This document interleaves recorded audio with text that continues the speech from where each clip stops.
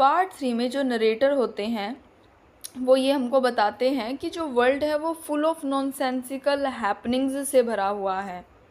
फिर हम देखते हैं कि जो कोवलव की नोज़ होती है वो मुश्किल से ही सेंट पीटर्स में एक स्टेट काउंसिल की तरह रही। वो आखिर में जाके कोवलव के फेस से ही चिपक जाती है बिना शोरगुल करे या बिना वार्निंग के। और फिर जो कोवलव होता है वो एक सुबह उठता है और देखता है उसकी नाक उसके चेहरे पर है और अपनी पोजीशन पाकर वो खुश होता है दोबारा। और उसी दिन जो बार्बर होता है इवान याकोविच वो उसकी शेव करने आता है। फिर दोबारा जो कोवेलियोव होता है वो इवान से पूछता है भाई तेरे हाथ साफ़ तो है ना। बार्बर जो होता है उससे कहता है हाँ। उसके लिए जो बार्बर होता है वो कहता है हाँ, लेकिन कोवेलियोव उससे कन्विंस्ड नहीं।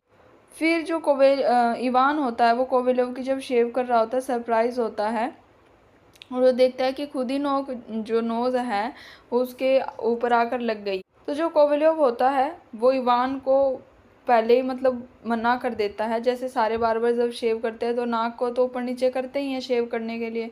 तो इवान को डरा कहीं उसकी नाक दोबारा ना टूट जाए। वो कहता है भैया मेरी नाक को हाथ ही मत लगाइयो। जब वो शेव करवा लेता है तो कोवेलियोव एक कैफ़े में जाता है, हॉट चॉकलेट ऑर्डर करता है और ख़ुद को मिरर में घूरता है, अपनी नोज़ की तारीफ़ करता है। उसके बाद जो कोवेलियोव होता है वो अपनी नाक एक दूसरे इंसान नियर बाय जो सोल्जर होता है उससे कंपेयर करता है और अपनी नाक को अच्छा मानता है दूसरे की नाक से।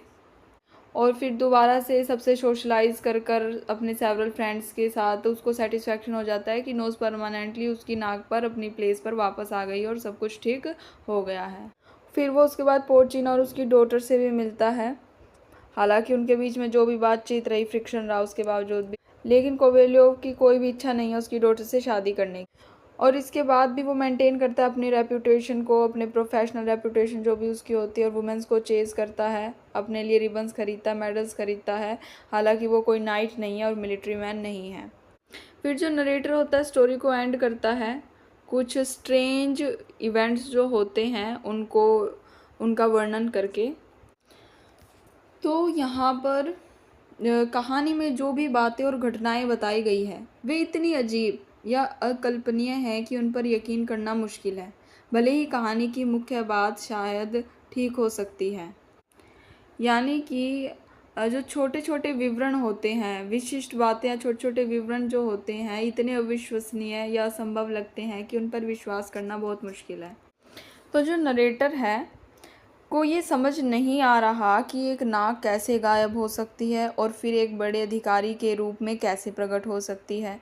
उन्हें यह भी अजीब लगता है कि कोवेलियोव को लगा होगा कि अखबार में उसकी नाक के बारे में विज्ञापन छपेगा।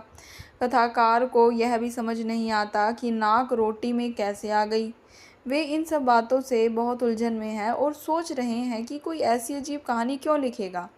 लेकिन जैसे जैसे कथाकार इस बारे में और सोचता है उसे लगने लगता है कि जीवन में ज़्यादातर चीज़ें बेतुकी ही होती है। शायद इस कहानी में कुछ सच्चाई हो। कथाकार कहता है कि ऐसी अजीबोगरीब घटनाएं रोज़ नहीं होती, लेकिन होती ज़रूर हैं।